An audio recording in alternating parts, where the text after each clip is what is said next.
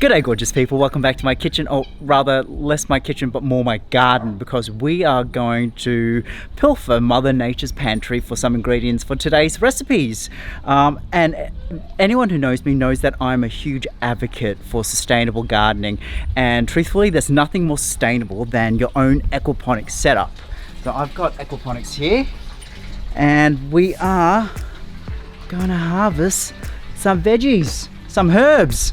Okay, that, ladies and gentlemen, is a very healthy bush of Vietnamese mint, which is a major component in today's recipe. Can you see this back here?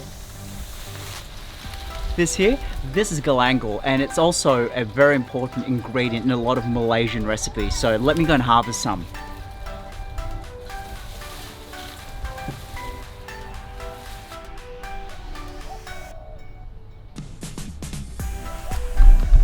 That is a huge bay tree plant.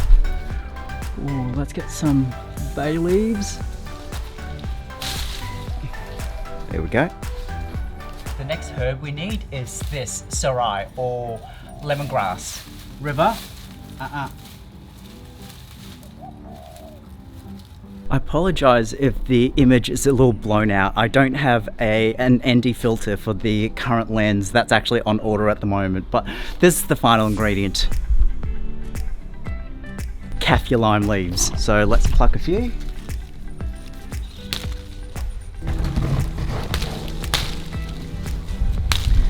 Okay, that should be enough. Let's get back in the kitchen.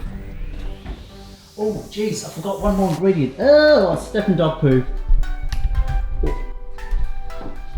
Okay, I just realized I completely, let me fix that. I just realized I completely forgot one really major ingredient, and it's on the other half, or the other side of my house. Sorry, River, and I think I stepped in River's poo because I feel, is that poo? Yeah, I think that's River's poo, and I've been walking around the house. I'm a bad Asian because I actually do wear my shoes in the house at times. This is a very important ingredient in the recipe I'm cooking today. In fact, a lot of curries in Malaysia is I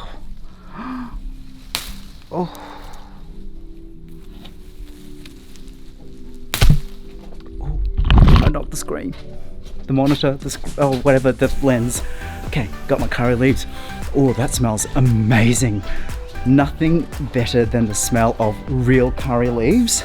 We're back in my kitchen and we can finally start cooking, but I guess you kind of want to know what we're cooking today. Today's recipe is singularly one of the most iconic recipes that you associate with Singapore and Malaysia. I'm talking about curry laksa. Please do not be frightened by the sheer number of ingredients on the table today. This is in fact my quick and dirty recipe. Mum's all-inclusive, authentic, original curry laksa recipe has significantly more ingredients than this.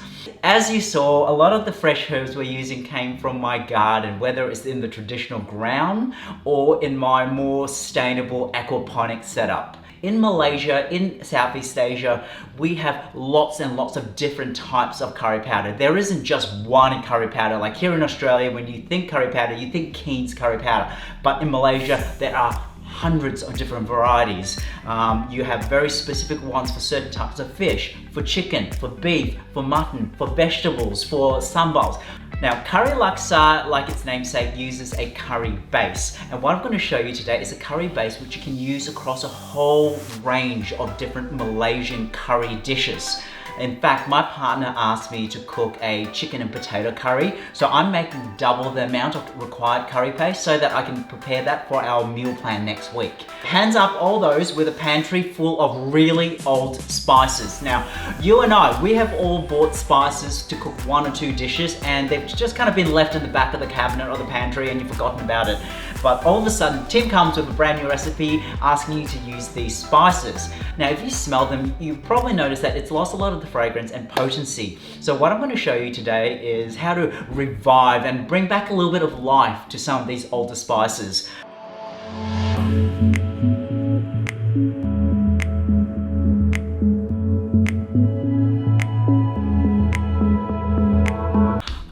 I just realized something. Most people will probably not have access to this. This is This is a candle nut. And chances are your standard grocer is not going to stock this, and if you're not near an Asian grocery store, you might actually have problems finding this. In fact, I know a lot of people, even in Malaysia, will struggle to find this, but in the event you can't find this, feel free to substitute with macadamia nuts. So, like, I grow my own macadamia nut here in Melbourne, and I love eating them, so feel free to just crack them and use the kernel. You see, that's how easy it is to crack open a macadamia nut. Oh my god. I'm not putting this in the recipe. It tastes so good, I'm eating all the nuts.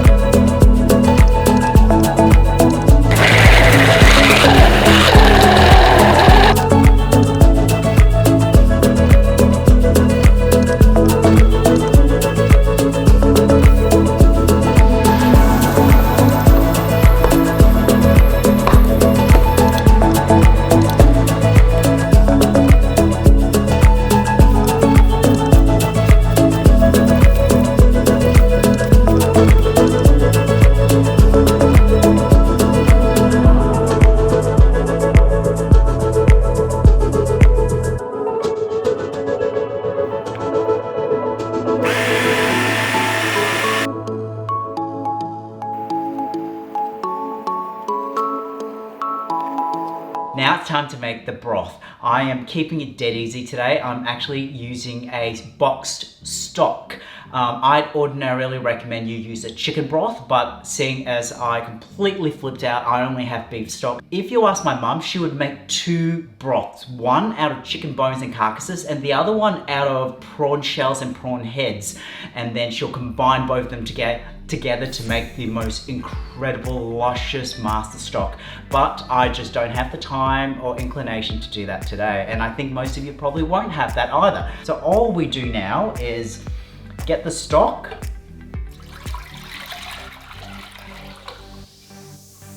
and bring it to the boil. I am using chicken thigh fillets with no bone.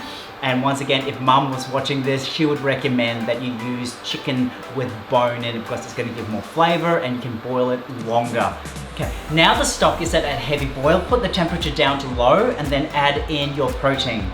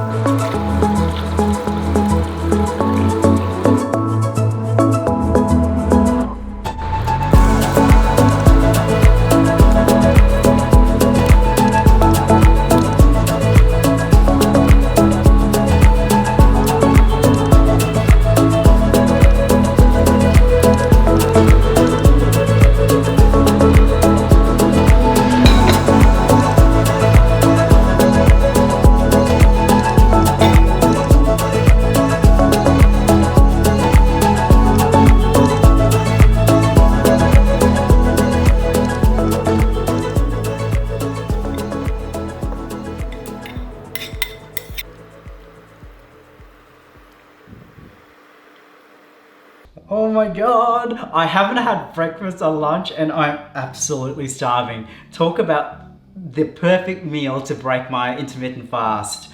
Itadakimasu!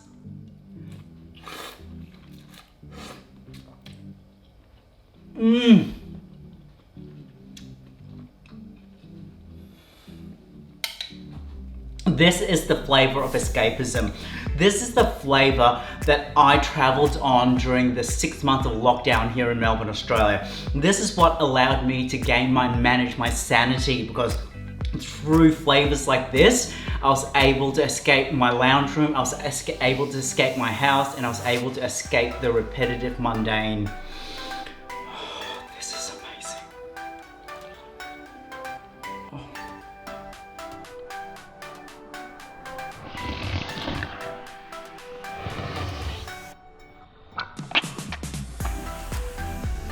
This is as authentic as it'll get without following mum's full recipe, but I kid you not, if you cook this, you will not regret it. Thank you all so much for joining me today. If you enjoyed this recipe, please give me a thumbs up. If you're new to my channel, I would really be eternally grateful if you hit the subscribe and bell notification buttons.